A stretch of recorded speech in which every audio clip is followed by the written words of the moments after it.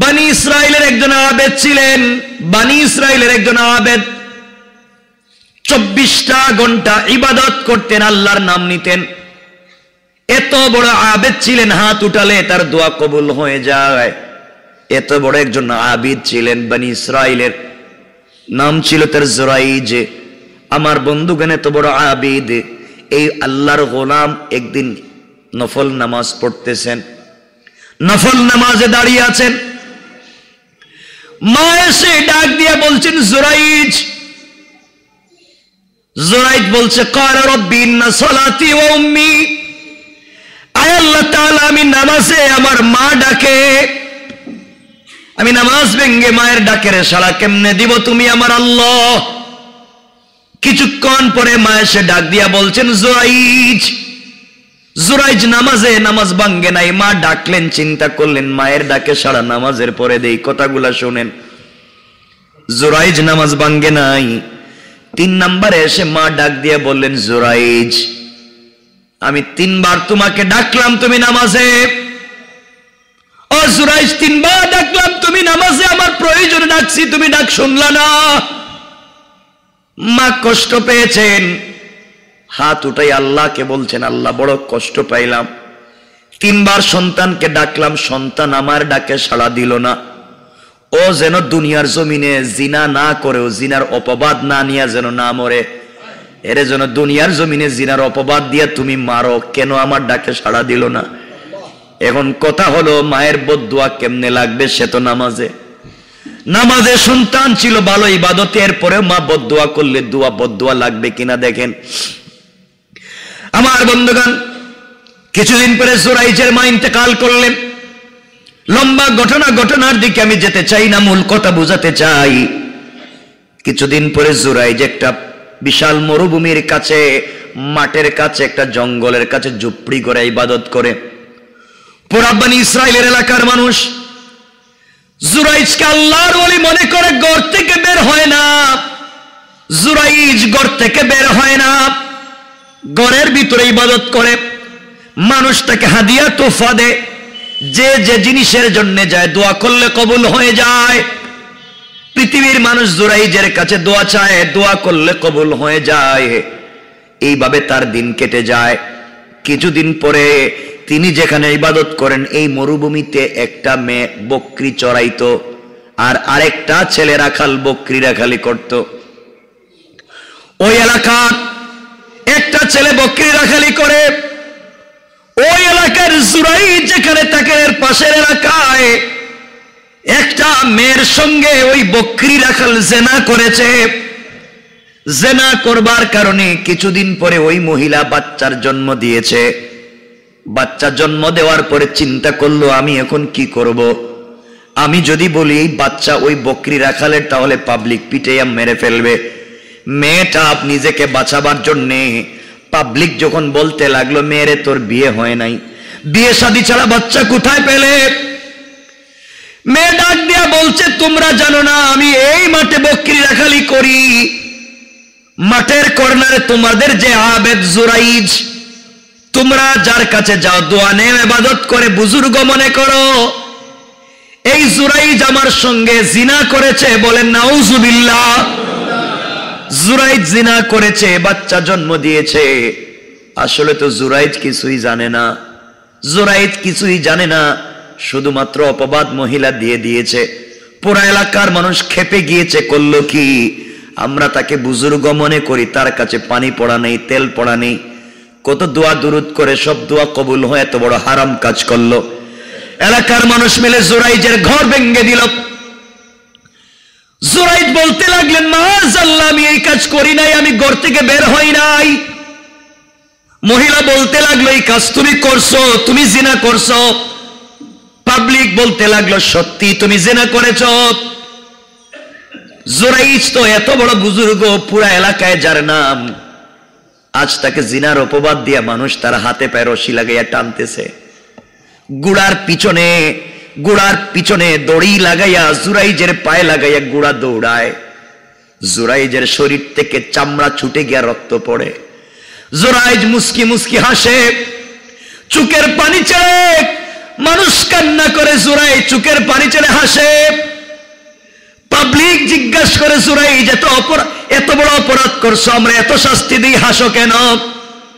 জুরাইজ বলছেন, পাবলিক তোমরা জানো না, আমি জানি আমার অপরাধ কি, আমি জানি আমার অপরাধ, আমি কসম আমি জিনা করি নাই, তাহলে তুমি হাসতেছো কেন, তোমার অপরাধ কি? জুরাইজ বলছেন, শোনো রে, কিছুদিন আগে আমার মা, আমি নামাজের ভিতরে ছিলাম, আমার কাছে পানি চাইছেন, 3 বার ডাকছিলেন, ডাকের সাড়া দেই নাই। ওই সময় মা বদদুয়া করে বলেছিলেন, আল্লাহ আমি যদি মরে যাই, আমার সন্তানদের জিনার অপবাদ না দিয়া তুমি মাইরো না। আমার মন বলছে আমার মায়ের বদদুয়া লেগে গিয়েছে, এই জন্য আমি জিনা না করবার পরও আমার উপরে জিনার অপবাদ আসছে, আমার মায়ের বদদুয়া লেগে গিয়েছে। সবাই ডাক দিয়া বলছে, তাহলে বলো এই সন্তানের বাপকে? জুরাইজ বললেন, আমি বলতে পারবো, কিন্তু আমাকে শাস্তি পাওয়া লাগবে, এটা আমার মা, আমার মায়ের বদদুয়া লেগে গিয়েছে, আমাকে শাস্তি পাওয়া লাগবে, বেইজ্জত হওয়া লাগবে। তোমরা যদি সন্তানের বাপ সম্পর্কে জানতে চাও, এই 2-3 দিন বাচ্চার জন্ম হয়েছে, 2-3 দিনের বাচ্চাকে জিজ্ঞাসা করো তার বাপকে। যখন এই বাচ্চাকে পাবলিক জিজ্ঞাসা করতে যাবে, জুরাইজকে বলছে, জুরাইজ রে, 2-3 দিনের বাচ্চা কি কথা বলতে পারে? তিনি বললেন, তোমরা জিজ্ঞাসা করো, অবশ্যই কথা বলবে। তারা যখন 2-3 দিনের বাচ্চাকে জিজ্ঞাসা করছে, বাচ্চা বলো তোমার বাপকে, ও ডাক দিয়ে জবান আর আল্লাহ খুলে দিয়েছেন, আল্লাহু আকবার। বাচ্চা চিৎকার করে বলছে, ও বনি ইসরাইল, আমার বাবা পাক্কা বুজুর্গ জুরাইজ না, আমার বাবা হলো ওই মাঠের বকরি রাখাল। জুরাইজকে অপবাদ দেওয়া হয়েছে, আমার বাপ কিন্তু জুরাইজ না। পুরা এলাকার মানুষ আহাম্মক হয়ে গেল, করলাম কি? 3 দিনের বাচ্চা কথা বলে সাক্ষী দিতে পারে জুরাইজ তার বাপ না। এই মাঠের বকরি রাখাল সবাই এসে ক্ষমা চাইলো, তওবা করতে লাগলো। তিনি বললেন, তোমরা আমার কাছে ক্ষমা চেয়ে লাভ নাই, আমি আমার মাকে পাবো না, ক্ষমা চাইতে পারবো না। তোমরা আমাকে নিয়েছিল মায়ের গুরুস্থানে রে, আমি মায়ের কবরের পারে মাটিতে পড়ে মায়ের কাছে ক্ষমা চাইতে চাই। আল্লাহু আকবার বলেন, কাজ হবে না। আল্লাহ তাআলার ইবাদতের পর পিতা মাতার আনুগত্য সর্বাধিক গুরুত্বপূর্ণ একমাত্র ইবাদত। আল্লাহ তাআলার ইবাদতের পর মা বাপের অত্যাধিক সর্বাধিক গুরুত্ব হচ্ছে মা বাপের সঙ্গে উত্তম আচরণ করা, পিতামাতার প্রতি কৃতজ্ঞ হওয়া একজন সন্তানের উপরে ফরজ, একজন সন্তানের উপরে ওয়াজিব। সহিহ বুখারীর একটি হাদিস এর পক্ষে পাওয়া যায়। হাদিসে এসেছে, কোনো এক ব্যক্তি রাসূল সাল্লাল্লাহু আলাইহি ওয়াসাল্লামকে প্রশ্ন করলো, আল্লাহর কাছে সর্বাধিক প্রিয় কাজ কোনটি? তিনি বললেন, সময় মতো নামাজ পড়া।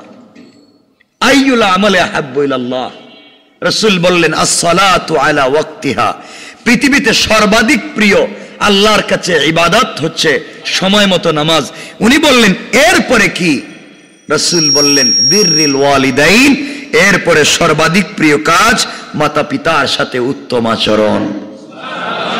সুবহানাল্লাহ বলেন। কুরতুবিতে, মুসনাদে আহমদ, তিরমিজি, ইবনে মাজাহ, মুস্তাদরাক, হাকিম, বিভিন্ন হাদিসের কিতাবে আবু দারদা থেকে বর্ণিত, রাসূল সাল্লাল্লাহু আলাইহি ওয়াসাল্লাম বলেছেন, পিতামাতা হচ্ছে জান্নাতের মধ্যবর্তী দরজা। সুবহানাল্লাহ বলেন। পিতামাতা হচ্ছে জান্নাতের মধ্যবর্তী দরজা। এখন তোমাদের ইচ্ছা এর হেফাজত করো, আর ইচ্ছা হইলে এটার বিনষ্ট করো। 1 নম্বর, হযরত আব্দুল্লাহ ইবনে ওমর রাদিয়াল্লাহু তাআলা আনহুর riwayate বর্ণিত, রাসূল সাল্লাল্লাহু আলাইহি ওয়াসাল্লাম বলেছেন, পিতা জান্নাতের মধ্যবর্তী দরজা। এখন তোমাদের ইচ্ছা সে দরজার হেফাজত করো অথবা একে তোমরা ধ্বংস করে দাও। সুতরাং রাসূল সাল্লাল্লাহু আলাইহি ওয়াসাল্লাম বললেন, আল্লাহর সন্তুষ্টি পিতামাতার সন্তুষ্টির মধ্যে, আল্লাহর অসন্তুষ্টি পিতামাতার অসন্তুষ্টির মধ্যে। রব বললেন, রিজা রব্ব ফি রিজাল ওয়ালিদাইন। আল্লাহর সন্তুষ্টি একমাত্র মা বাবার সন্তুষ্টির উপরে। কোন সন্তানের উপরে যদি মা বাপ সন্তুষ্ট হয়ে যায়, আল্লাহ 100% সন্তুষ্ট। আর কোন সন্তানের উপরে যদি মা বাপ অসন্তুষ্ট থাকে, আপনি কাবা ঘরের ইমাম হন, সারা দুনিয়া দান করে দেন, আল্লাহ আপনার উপর অসন্তুষ্ট। সহজ ওয়াজ। মা বাপ সন্তুষ্ট, আল্লাহ সন্তুষ্ট। মা বাবা সন্তুষ্ট, আল্লাহ। কথা বলেন আল্লাহ। এখন আমাদের কাজ কি? আমাদের কাজ কি? মা বাপকে সন্তুষ্ট করা। তাইলে আল্লাহ এমনি সন্তুষ্ট হয়ে যাবেন ইনশাআল্লাহ। বলেন হযরত আবু উমামা রাদিয়াল্লাহু তাআলা বর্ণনা করছেন ইবনে মাজাহ থেকে, রাসূল সাল্লাল্লাহু আলাইহি ওয়াসাল্লামকে এক ব্যক্তি জিজ্ঞাসা করল, ইয়া রাসূলুল্লাহ, সন্তানের উপরে পিতামাতার হক কি? হযরত আবু উমামা জানেন, বলেন রাসূল সাল্লাল্লাহু আলাইহি ওয়াসাল্লামকে এক ব্যক্তি জিজ্ঞাসা করল, ইয়া রাসূলুল্লাহ, সন্তানের উপরে পিতামাতার হক কি? তিনি বললেন, তারা উভয় হুমা জান্নাতুকা ওয়া নারুকা, তারা মা বাপ সন্তানের জন্য জান্নাত আর না হয় সন্তানের জন্য জাহান্নাম। কথা বুঝাইতে পারলাম? তো মা বাপ সন্তানের জন্য হয়তো জান্নাত, আর বেয়াদবি করলে হয়তো জাহান্নাম। মা বাপের সন্তুষ্টি, আল্লাহর সন্তুষ্টি মিলবে জান্নাত, মা বাপেরও সন্তুষ্টি, আল্লাহর সন্তুষ্টি, যেতে হবে জাহান্নাম।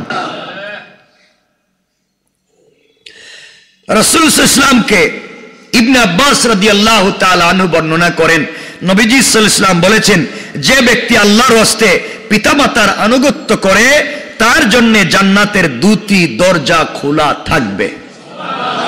সুবহানাল্লাহ বলেন। আর যে ব্যক্তি তাদের অবাধ্য হবে তার জন্য জাহান্নামের দুটি দরজা খোলা থাকবে। সহজ ওয়াজ, এখানে আর কিছু নাই। যদি পিতামাতার মধ্য থেকে একজনই ছিল তবে জান্নাত অথবা জাহান্নামের একটা দরজা খোলা থাকবে। একথার অর্থ হচ্ছে সন্তান একজনকে পাইলো, হয়তো মাকে পাইলো অথবা বাবাকে পাইলো, দুজনকে পায় নাই। যাকে পাইলো তারাই বা খেদমত করবে, যাকে পাইলো তাকে সন্তুষ্ট করবে, তাকে যদি অসন্তুষ্ট করে সে জাহান্নামী। এমন কথা হলে একজন জিজ্ঞাসা করেন, ইয়া রাসূলুল্লাহ, যদি মা বাপ সন্তানের উপরে জুলুম করে, তাইলেও কি সন্তানের উপরে মা বাপ জুলুম করে তাইলেও কি সন্তান জাহান্নামে যাবে যদি মা বাপকে সন্তুষ্ট না করে? নবীজি সাল্লাল্লাহু আলাইহি ওয়াসাল্লাম বলেন, আবার বলো। তখন এই ব্যক্তিটা বলল, শাস্তিটা বাণী কি এতটুকুন পর্যন্ত প্রযোজ্য যখন পিতামাতা ওই ব্যক্তির প্রতি জুলুম করে? তিনি বললেন, যদি পিতামাতা সন্তানের প্রতি জুলুম করে তবুও পিতামাতার অবাধ্যতার কারণে সন্তান জাহান্নামে যাবে। আর কেমনে বুঝাইতাম? যদি মা বাপ সন্তানের উপরে জুলুমও করে আর সন্তান যদি মা বাপের অবাধ্য হয়, এই সন্তান, কথা বলেন না কেন?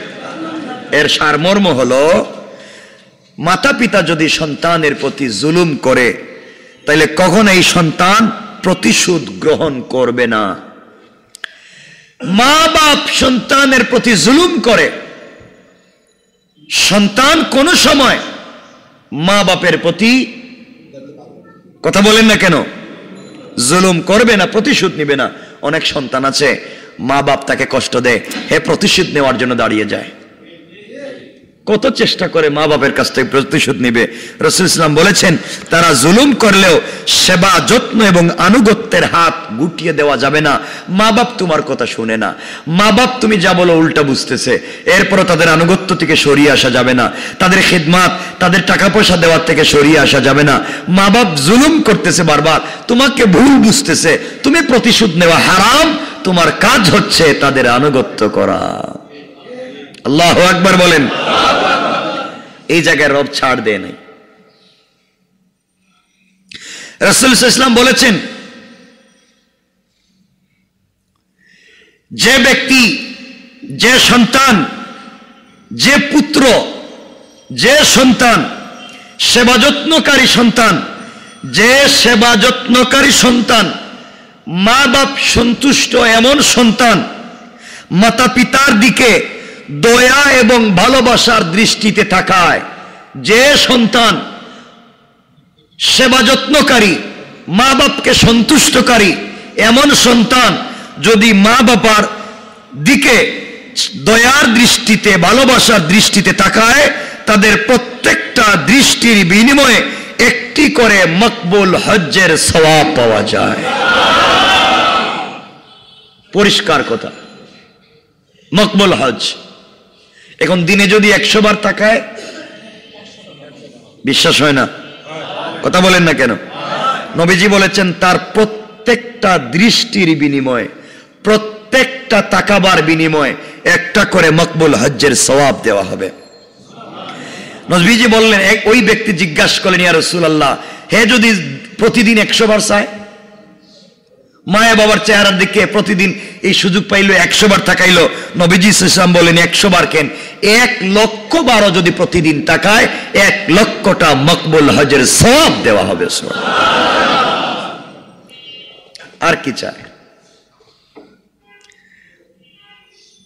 পিতামাতার হক নষ্ট করলে দুনিয়ার শাস্তি, যে কথা বলতে চাইছিলাম, বাইহাকি শুআবুল ঈমানে আবু বকর সিদ্দিক রাদিয়াল্লাহু তাআলা আনহু থেকে বর্ণনা করেন, রাসূল সাল্লাল্লাহু আলাইহি ওয়াসাল্লাম বলেছেন, সমস্ত গুনার শাস্তির ব্যাপারে আল্লাহ তাআলা যেগুলো ইচ্ছা করেন কিয়ামত পর্যন্ত পিছিয়ে দেন। কিয়ামতের দিন পর্যন্ত মানুষ দুনিয়ায় অপরাধ করলে তার শাস্তি দিতে পারেন, কিন্তু পিতামাতার হক নষ্ট করা, তাদের প্রতি অবাধ্য আচরণ করা এর ব্যতিক্রম। এর শাস্তি পরকালের পূর্বে ইহকালে দেওয়া হবেই। মা বাপের সঙ্গে খারাপ আচরণ করলে বেঁচে থাকতে শাস্তি পাওয়া লাগবেই। কথা বুঝেন নাই? তাইলে মা বাপের সঙ্গে খারাপ আচরণ করলে মরার আগে শাস্তি পাওয়া লাগবে। হয়তো আল্লাহ যে কোনো ভাবে শাস্তি দিবেনি। এজন্যে আমরা এখান থেকে বুঝলাম, পিতামাতার সাথে উত্তম আচরণ করা নামাজ রোজার যেমন ফরজ, মা বাবার সঙ্গে উত্তম আচরণ করো কি কথা বলেন? এখানে একটা কথা হলো, কোন কোন বিষয় বিরুদ্ধাচরণ করার অবকাশ আছে। এটা কি? এ ব্যাপারে উলামায়ে কেরাম একমত যে পিতামাতার আনুগত্য শুধু বৈধ কাজে ওয়াজিব। অবৈধ কোনো কাজ করবার জন্য যদি পিতামাতা আদেশ করেন তা শোনা হারাম। অবৈধ কাজ, মা বাপ বললেন এর ঘর ভাঙ্গিয়া ফেলায় দে, হের জমি থেকে লাউ একটা নিয়ে আয়, হের কেশের টাকা চুরি করে নিয়ে আয়, এটা হালাল না হারাম? এভাবে যদি কোনো মা বাপ কোনো সন্তানকে বলে এই কথা শোনা হারাম, এই কথা শোনা, মা বাপ যদি সন্তানকে নামাজ পড়তে বাধা দেয় এই সময় মা বাপের কথা শোনা হারাম। মা বাপ যদি সন্তানকে রমজান মাসে রোজা রাখতে নিষেধ করে এই সময় মা বাপের কথা শোনা। অর্থাৎ অবৈধ কোনো কাজ করতে যদি মা বাপ বলে ওই সময় মা বাপের কথা শোনা যাবে না। লা তাআতা লি মাখলুকিন ফি মাসিয়াতিল খালিক, সৃষ্টিকর্তার নাফরমানির কাজে কোন সৃষ্ট জীবের আনুগত্য করা যাবে না। আল্লাহকেও সন্তুষ্ট করে কাউকে সন্তুষ্ট করার বিধান এই পৃথিবীতে নাই, এই পৃথিবীতে পরিষ্কার। এতটুকু তো বুঝছেন? এখন কথা হলো, হুজুর আমাকে প্রশ্ন করবেন, হুজুর আমার মা বাপ হিন্দু, আমার মা বাপ খ্রিস্টান, আমার মা বাপ ইহুদি, আপনি যে ওয়াজ করলেন, এখন মা বাপ হিন্দু, তাদেরকেও আমি খেদমত করতে হবে কিনা? এখন শুনেন, এখানে আমরা একটা বুখারী থেকে হাদিস নিয়ে এসেছেন।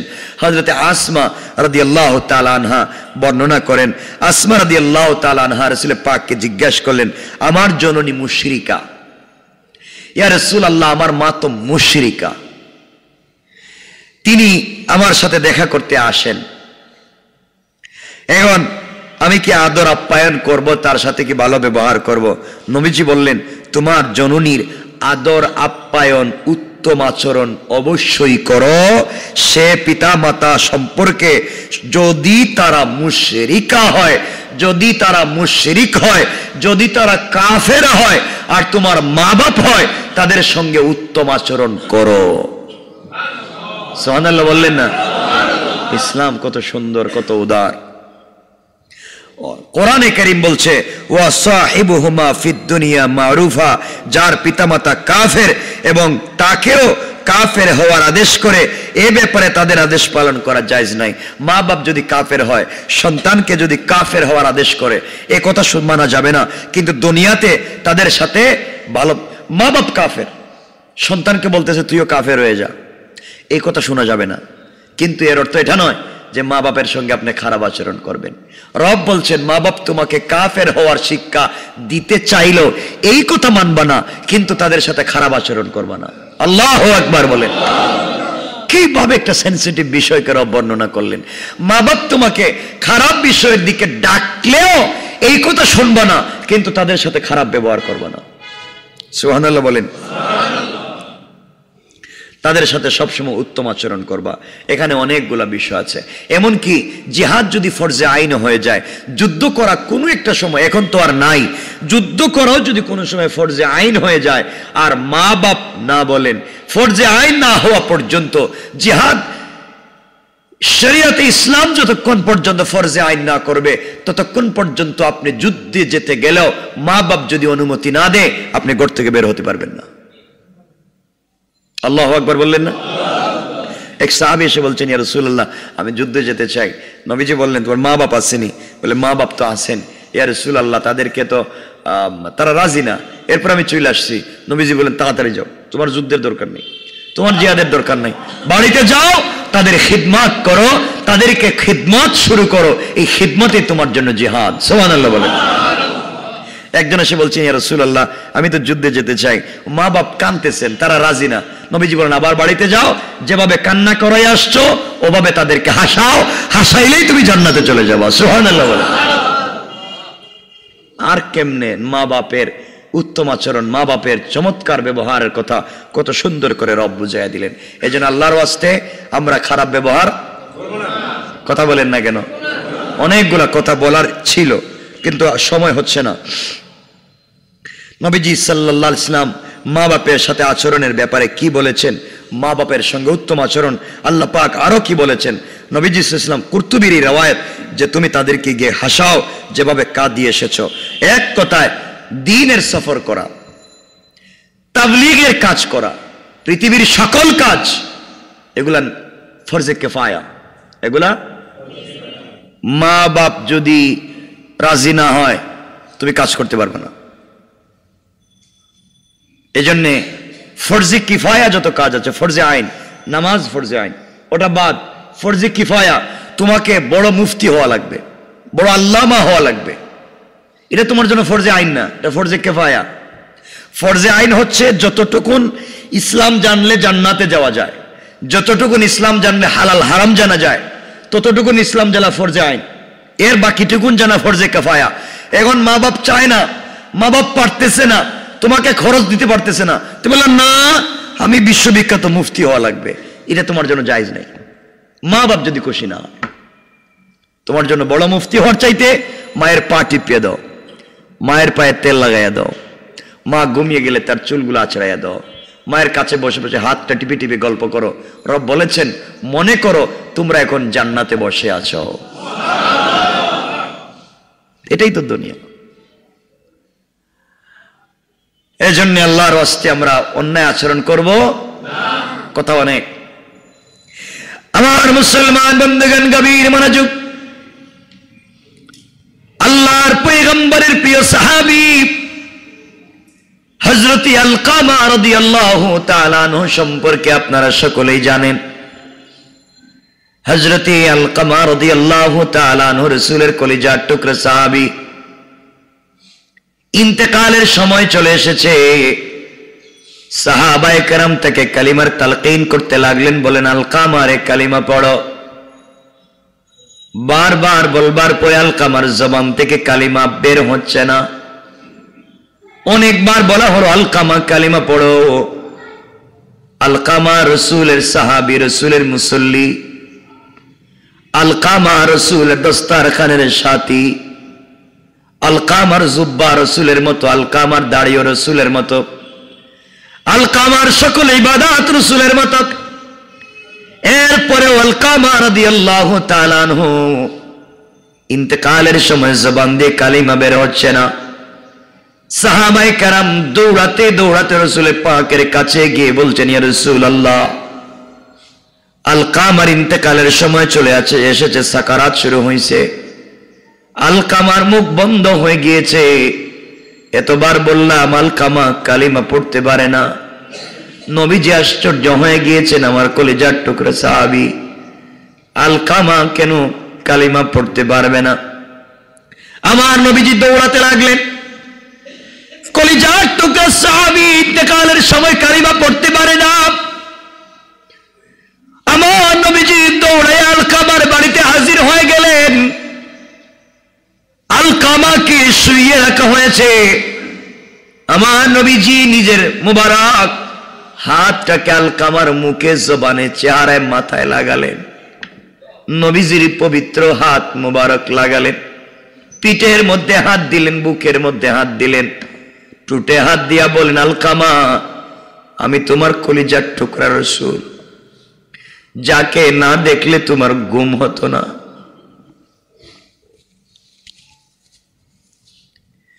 যার পিছনে নামাজ না পড়লে তোমার ভালো লাগে না। ও আলকামা, আমি তোমার বিশ্ব নবী তোমার সামনে,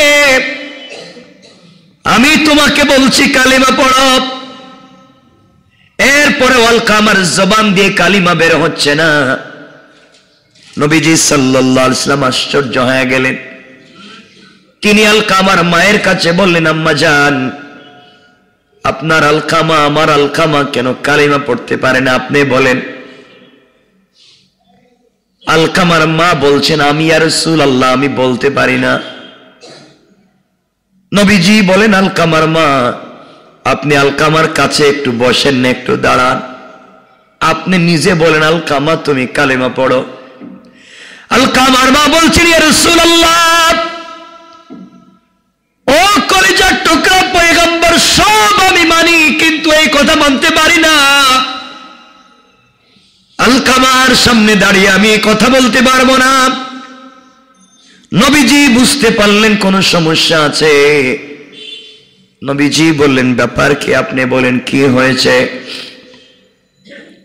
এমন সময় আলকামার মা পিঠের কাপড়টা সরিয়ে বলছেন, ইয়া রাসূলুল্লাহ, আলকামা ভদ্র ছিল, কোনো সন্দেহ নাই। আলকামা আপনার সাহাবী, ইবাদত করত, কোনো সন্দেহ নাই। কিন্তু মাঝে মাঝে আমাকে বড় কষ্ট দিত, ব্যথা দিত। অনেক সময় কেমনে জানি আমাকে আঘাত করেছে, আমি মা কষ্ট পেয়েছি। আমি আলকামার উপরে সন্তুষ্ট না। আমার নবী বুঝতে পেরেছেন, আমার মুসল্লি, আমার দস্তারখানের সাথী, আমার সাহাবী হওয়ার পরও জান্নাতে যেতে পারতেছে না, একমাত্র মায়ের সঙ্গে খারাপ আচরণ করবার কারণে। এবার মাকে অনুনয় বিনয় করে বললেন, মা, আলকামার ইন্তেকালের সময় আপনি দয়া করে ক্ষমা করে দেন। মা বললেন, আমি তাকে ক্ষমা করব না, আমি ক্ষমা করব না। নবীজি বলেন, আপনি ক্ষমা না করলে আলকামা তো জীবনে জান্নাতে যাবে না, কালিমা পড়বে না। মা বলতে লাগলো, আমি এত সন্তান থেকে এত ব্যথা পাইছি, ক্ষমা করব না। এবার আমার রাসূল বললেন, সাহাবীরা, তোমরা কাঠ তৈরি করো, কাঠ জ্বালাও, গর্ত খনন করো, আগুন জ্বালাও, আলকামার মাকে এখানে দাঁড় করিয়ে রেখে দাও, দাঁড় করিয়ে রেখে দাও। আলকামার মায়ের সামনে আলকামাকে জ্বালিয়ে দেব। যে আলকামা কালিমা পড়তে পারবে না, ও তো জান্নাতে যেতে পারবে না, জ্বালিয়ে দেই। আগুন জ্বালিয়ে দেওয়া হয়েছে। আলকামা তো কাছাকাছি আছে, নবীজি তো জ্বালাতে চায় না, কোনোভাবে মায়ের দিলটাকে নরম করতে চায়। আলকামার সামনে যখন আগুন জ্বালিয়ে দেওয়া হয়েছে, মায়ের সামনে আলকামাকে জ্বালিয়ে দেওয়া হবে, নবীজি বললেন। এবার মা বলছেন, ইয়া রাসূলুল্লাহ, আলকামা আমাকে কষ্ট দিছে ঠিকই, কিন্তু আমার সামনে সন্তানকে জ্বালাবেন, আমার বরদাস্ত হবে না। এত কষ্ট দিয়েছে, এতক্ষণ পর্যন্ত সহ্য করেছি, আমার নাড়ি চেড়া দন, আমার রক্ত পড়া দন, আমার 10 মাস পেটে রাখা দন, 2-2.5 বছর বুকের দুধ পান করানো সন্তান, না খাইয়া বড় করা সন্তানকে আপনি আগুন দিয়ে জ্বালাইয়া দিবেন, সহ্য করব না। নবীজি বলেন, আলকামার মা, এর চাইতে জাহান্নামের আগুন আরো বেশি, আরো বেশি। আলকামার মা বলছেন, ইয়া রাসূলুল্লাহ, আমি আমার সন্তানকে এই মুহূর্তে মাফ করে দিলাম। বলতে দেরি হয়েছে, সাথে সাথে হযরতে আলকামা জবান দিয়া কালিমা চালু হয়ে গিয়েছে। সুবহানাল্লাহ, জোরে বলেন। কি বুঝলেন? নবীজি তালকিন দিচ্ছেন, কালিমা হচ্ছে না। বোঝা গেল দুনিয়ার কাউকে দিয়ে কিছু হবে না, যদি মা বাপ সন্তুষ্ট থাকে। ও ভাই, দুহাত জোর করে বলছে, মা বাপ পাওয়ার পরেও যদি জান্নাত না পাও, এই পৃথিবীতে বাইচা লাভ কি? বাইচা লাভ কি? তুমি জানো নি, তোমরা মা বাপ তোমাকে বড় করতে কত স্বপ্ন দেখতো, তোমাকে কাছে বসে কত স্বপ্ন দেখতো। তোমাকে রাত্রবেলা মা ঘুমাইতো না, মা অনেক ঘুমাইছে, কিন্তু সন্তান জন্ম নেওয়ার পর আর ঘুমায় না। সন্তানকে নিয়ে। কখন সন্তান নড়াচড়া করে, কখন সন্তান প্রস্রাব করে দিয়েছে, মা ঘুমায় না। এই মাকে কেমনে কষ্ট কেমনে দেও? আপনারা জানেন রাসূল পাক ইসলামের দরবারে একজন আল্লাহর গোলাম আসতে চাইতেন, কিন্তু মায়ের খিদমতের জন্য আসতে পারতেন না। নাম জানেন না? ওয়াইস কুরুনি না ওয়াইস আল কারনি, ওয়াইস আল কারনি। মায়ের খিদমতের কারণে আসতে পারলেন না। লম্বা ঘটনা আমি অনেক বলেছি। মায়ের খিদমতের কারণে আসতে পারলেন না। নবীজি ইন্তেকালের সময় হযরত আলী ওমরকে বলছেন, আলী ওমর, আমার এই জুব্বাটা আমার ইন্তেকালের পরে এক পাগলা মদিনায় আসবে, মায়ের খিদমতের কারণে আসতে পারেনি। মায়ের খিদমত করতে কতদিন আসছে, আমাকে দেখতে পাইনি। যাও ওয়াইস আল কারনি আসলে আমার এই জুব্বাটা ওয়াইস আল কারনিকে হাত দিয়ে দিও। আর ওমর, তোমার তো মাথা গরম। ও আলী, ওয়াইস আল কারনিকে যদি কোনোদিন পাও, তোমরা নিজেদের জন্য তার কাছ থেকে দোয়া নিও। সুবহানাল্লাহ বলেন। কারণ সে তার মায়ের খিদমত করতে করতে জীবন পার করে দিয়েছে। তার মতো ভালো মানুষ আর নাই। তোমরা তোমাদের জন্য তার কাছ থেকে দোয়া নিও। এই জন্য রাসূল বুঝাতে চাইলেন, আল্লাহ বুঝাতে চাইলেন, এই পৃথিবীতে এই মানুষ সবথেকে বেশি দামি যে তার মা বাপের খিদমত করতে পেরেছে, মা বাপকে সন্তুষ্ট করতে পেরেছে। আল্লাহ রাসূল সাল্লাল্লাহু আলাইহি ওয়াসাল্লাম বললেন, দুনিয়ার জমিনে মা বাপ দোয়া হোক বদদোয়া হোক, হাত যদি উঠাইয়া দেয়, উপরের দিকে হাত উঠাইয়া দেয়, ধনুক থেকে তীর ছুটে গেলেই তীর যেমন ফিরে আসে না, বন্দুক থেকে গুলি ছুটে গেলে যেমন গুলি আর বন্দুকের ভিতরে আসে না, মা বাবার মুখ থেকে দোয়া হোক বদদোয়া হোক বের হয়ে গেলে আল্লাহর দরবারে কবুল না হয়ে ফিরে না। এই জন্য মা বাপের কাছ থেকে দোয়া নিতে যদি পারো, মা বাপের কাছ থেকে যদি দোয়া নিতে পারো, বান্দারে তুমি দুনিয়ার জমিনে ইজ্জতওয়ালা হতে চাও, দুনিয়ার জমিনে সম্পদওয়ালা হতে চাও, দুনিয়ার জমিনে টাকাওয়ালা হতে চাও, দুনিয়ার জমিনে সকল মানুষ তোমাকে সম্মান করুক, এটা যদি চাও, আল্লাহর রাসূল বলেছেন মা বাপকে সন্তুষ্ট করো। যেই সন্তান দুনিয়ার জমিনে মা বাপকে সন্তুষ্ট করতে পারবে, আল্লাহ তাআলা দুনিয়ায় তাকে ইজ্জত বাড়াইয়া দিবে, দুনিয়ার মানুষের কাছে তার সম্মান বাড়াইয়া দিবে, ইন্তেকালের পরে তার জন্য জান্নাত রেখে দিবে। আর যেই সন্তান মা বাবার খিদমত করতে পারবে না, সন্তুষ্ট করতে পারবে না, আল্লাহ তার ইন্তেকালের আগে দুনিয়ার জমিনে তাকে বেইজ্জত করবেন। বলেন নাউজুবিল্লাহ। এই জন্য আমার বন্ধুগণ, মায়ের মুখ থেকে দোয়া বের হলে যেমন কবুল হয়ে যায়, আলকামার মা দোয়া করলেন, কবুল হয়ে গেল, কালিমা তালকিন হয়ে গেল। আমার বন্ধুগণ, দুনিয়ার জমিনে আরো কত বুজুর্গ সন্তানের জন্য দোয়া করলেন। আপনারা জানেন বায়েজিদ বুস্তামি সন্তানের জন্য মা দোয়া করলেন, দোয়া কবুল হয়ে গেল। আব্দুল কাদের জিলানী মা দোয়া করলেন, কবুল হয়ে গেল। আর এমন ঘটনা পৃথিবীতে আছে, মা সন্তানের জন্য বদদোয়া করেছে, বদদোয়া কবুল হয়ে গিয়েছে। বনি ইসরাইলের একজন বুজুর্গ ছিলেন, বনি ইসরাইলের একজন আবেদ ছিলেন। বনি ইসরাইলের একজন আবেদ 24টা ঘন্টা ইবাদত করতেন, আল্লাহর নাম নিতেন। এত বড় আবেদ ছিলেন, হাত উঠালে তার দোয়া কবুল হয়ে যায়। এত বড় একজন আবিদ ছিলেন বনি ইসরাইলের, নাম ছিল তার জুরাইজ। আমার বন্ধুগণ, এত বড় আবিদ, এই আল্লাহর গোলাম একদিন নফল নামাজ পড়তেছেন, নফল নামাজে দাঁড়িয়ে আছেন। মা এসে ডাক দিয়ে বলছেন, জুরাইজ। জুরাইজ বলছে, ক্বালা রাব্বি ইন্না সালাতি ওয়া উম্মি, আয় আল্লাহ তাআলা, আমি নামাজে আমার মা ডাকে, আমি নামাজ ভেঙ্গে মায়ের ডাকের সাড়া কেমনে দিব তুমি আমার আল্লাহ। কিছুক্ষণ পরে মা এসে ডাক দিয়া বলছেন, জুরাইজ। জুরাইজ নামাজে, নামাজ ভাঙ্গে নাই, মা ডাকলেন, চিন্তা করলেন মায়ের ডাকে সাড়া নামাজের পরে দেই। কথাগুলা শোনেন, জুরাইজ নামাজ ভাঙ্গে নাই। 3 নম্বরে এসে মা ডাক দিয়ে বললেন, জুরাইজ, আমি 3 বার তোমাকে ডাকলাম, তুমি নামাজে। ও জুরাইজ, 3 বার ডাকলাম তুমি নামাজে, আমার প্রয়োজনে ডাকছি, তুমি ডাক শুনলা না। মা কষ্ট পেয়েছেন, হাত উঠাই আল্লাহকে বলছেন, আল্লাহ বড় কষ্ট পাইলাম, 3 বার সন্তানকে ডাকলাম, সন্তান আমার ডাকে সাড়া দিল না। ও যেন দুনিয়ার জমিনে জিনা না করেও জিনার অপবাদ না নিয়ে যেন না মরে, এরে যেন দুনিয়ার জমিনে জিনার অপবাদ দিয়া তুমি মারো, কেন আমার ডাকে সাড়া দিল না। এখন কথা হলো, মায়ের বদদুয়া কেমনে লাগবে? সে তো নামাজে সন্তান ছিল, ভালো ইবাদতে, এরপরেও মা বদদুয়া করলে বদদুয়া লাগবে কিনা দেখেন। আমার বন্ধুগণ, কিছুদিন পরে জুরাইজের মা ইন্তেকাল করলেন। লম্বা ঘটনার দিকে আমি যেতে চাই না, মূল কথা বুঝাতে চাই।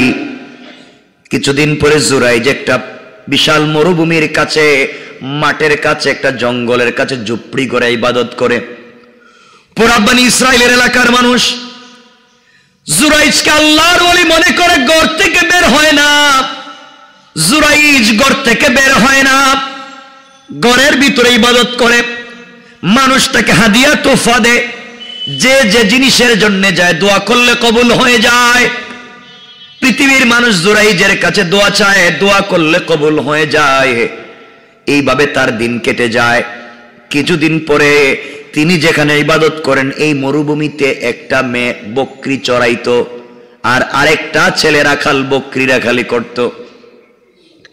ওই এলাকার একটা ছেলে বকরি রাখালি করে, ওই এলাকার জুরাইজ যেখানে থাকে এর পাশের এলাকায় একটা মেয়ের সঙ্গে ওই বকরি রাখাল জেনা করেছে।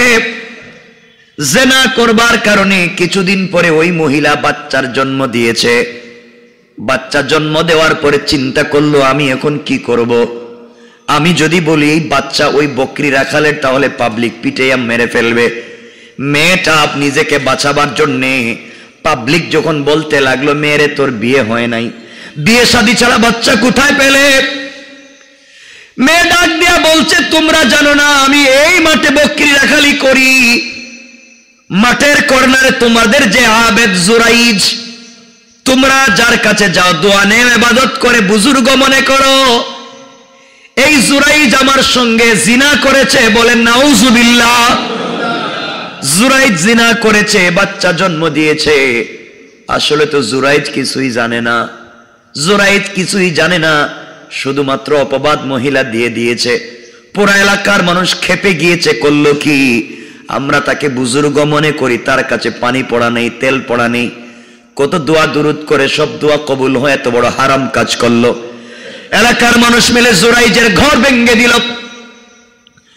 জুরাইজ বলতে লাগলেন, মাআযাল্লাহ, আমি এই কাজ করি নাই, আমি ঘর থেকে বের হই নাই। মহিলা বলতে লাগলো, এই কাজ তুমি করছো, তুমি জিনা করছো। পাবলিক বলতে লাগলো, সত্যি তুমি জিনা করেছো। জুরাইজ তো এত বড় বুজুর্গ, পুরা এলাকায় যার নাম, আজ তাকে জিনার অপবাদ দিয়া মানুষ তার হাতে পায়ে রশি লাগাইয়া টানতেছে। গুড়ার পিছনে দড়ি লাগাইয়া জুরাইজের পায়ে লাগাইয়া গুড়া দৌড়ায়। জুরাইজের শরীর থেকে চামড়া ছুটে গিয়া রক্ত পড়ে। জুরাইজ মুস্কি মুস্কি হাসে, চোখের পানি ছেড়ে, মানুষ কান্না করে, জুরাইজ চোখের পানি ছেড়ে হাসে। পাবলিক জিজ্ঞাসা করে, জুরাইজ এত বড় অপরাধ করছো, আমরা এত শাস্তি দিই, হাসো কেন? জুরাইজ বলছেন, পাবলিক তোমরা জানো না, আমি জানি আমার অপরাধ কি, আমি জানি আমার অপরাধ, আমি কসম আমি জিনা করি নাই, তাহলে তুমি হাসতেছো কেন? তোমার অপরাধ কি? জুরাইজ বলছেন, শোনো রে, কিছুদিন আগে আমার মা, আমি নামাজের ভিতরে ছিলাম, আমার কাছে পানি চাইছেন, 3 বার ডাকছিলেন, ডাকের সাড়া দেই নাই। ওই সময় মা বদদুয়া করে বলেছিলেন, আল্লাহ, আমি যদি মরে যাই, আমার সন্তানরে জিনার অপবাদ না দিয়া তুমি মাইরো না। আমার মন বলছে আমার মায়ের বদদুয়া লেগে গিয়েছে, এই জন্য আমি জিনা না করবার পরও আমার উপরে জিনার অপবাদ আসছে, আমার মায়ের বদদুয়া লেগে গিয়েছে। সবাই ডাক দিয়া বলছে, তাহলে বলো এই সন্তানের বাপকে? জুরাইজ বললেন, আমি বলতে পারবো, কিন্তু আমাকে শাস্তি পাওয়া লাগবে, এটা আমার মা, আমার মায়ের বদদুয়া লেগে গিয়েছে, আমাকে শাস্তি পাওয়া লাগবে, বেইজ্জত হওয়া লাগবে। তোমরা যদি সন্তানের বাপ সম্পর্কে জানতে চাও, এই 2-3 দিন বাচ্চার জন্ম হয়েছে, 2-3 দিনের বাচ্চাকে জিজ্ঞাসা করো তার বাপকে। যখন এই বাচ্চাকে পাবলিক জিজ্ঞাসা করতে যাবে, জুরাইজকে বলছে, জুরাইজ রে, 2-3 দিনের বাচ্চা কি কথা বলতে পারে? তিনি বললেন, তোমরা জিজ্ঞাসা করো, অবশ্যই কথা বলবে। তারা যখন 2-3 দিনের বাচ্চাকে জিজ্ঞাসা করছে, বাচ্চা বলো তোমার বাপকে, ও ডাক দিয়ে জবান আমার আল্লাহ খুলে দিয়েছেন। আল্লাহু আকবার। বাচ্চা চিৎকার করে বলছে, ও বনি ইসরাইল, আমার বাবা পাক্কা বুজুর্গ জুরাইজ না, আমার বাবা হলো ওই মাঠের বকরি রাখাল। জুরাইজকে অপবাদ দেওয়া হয়েছে, আমার বাপ কিন্তু জুরাইজ না। পুরা এলাকার মানুষ আহাম্মক হয়ে গেল। করলাম কি? 3 দিনের বাচ্চা কথা বলে সাক্ষী দিতে পারে জুরাইজ তার বাপ না। এই মাঠের বকরি রাখাল। সবাই এসে ক্ষমা চাইলো, তওবা করতে লাগলো। তিনি বললেন, তোমরা আমার কাছে ক্ষমা চেয়ে লাভ নাই, আমি আমার মাকে পাবো না, ক্ষমা চাইতে পারবো না। তোমরা আমাকে নিয়েছিল মায়ের গুরুস্থানে রে, আমি মায়ের কবরের পারে মাটিতে পড়ে মায়ের কাছে ক্ষমা চাইতে চাই। আল্লাহু আকবার বলেন। কাজ হবে না। বহুত কথা আজকে বলার ছিল, এজন্য আল্লাহর কিছুতেই কাজ হবে না। আবারও বলছি, কিছুতে কাজ হবে না। আবারও বলছি, কিছুতে কাজ হবে না। এজন্য এখন আপনারা বলবেন, হুজুর বেচারা নামাজে ছিল, ভালো ইবাদতে ছিল, এখানে বদুয়া দিলে কি বদুয়া লেগে যায়? মাসআলা জানতে না, আবিদ ছিল, মাসআলা জানতো না। মাসআলা হলো, আপনি যদি নফল নামাজে থাকেন আর মা যদি আপনাকে ডাক দে, বাপ যদি আপনাকে ডাক দে, তাহলে নফল নামাজ ভেঙ্গে দিয়া মা বাপের ডাকে সাড়া দেওয়া ওয়াজিব। চিন্তা করছেন? আল্লাহর ইবাদতের চাইতে মা বাপের ডাকে সাড়া দেওয়া ওয়াজিব। আপনি যদি নফল রোজা রাখেন আর মা বাপ যদি বলে বাবা রোজা ভেঙ্গে দাও, আপনার জন্য মায়ের কথা শুনে নফল রোজা ভেঙ্গে দেওয়া ওয়াজিব। রোজা রেখে যেই সওয়াব পাবেন, রোজা ভেঙ্গে মায়ের ডাকে সাড়া দিলে তার থেকে 100 গুণ বেশি সওয়াব পাবেন। সুবহানাল্লাহ। কি মা বাপ, কি জিনিস মা বাপ। এজন্য আল্লাহর ওয়াস্তে লম্বা করবো না আজকে। মা বাপের খিদমত করেন। কথা বহুত লম্বা করতে চাই না। মা বাপের খিদমত করেন ভাই, আবার বলছি, মা বাপের খিদমত করেন।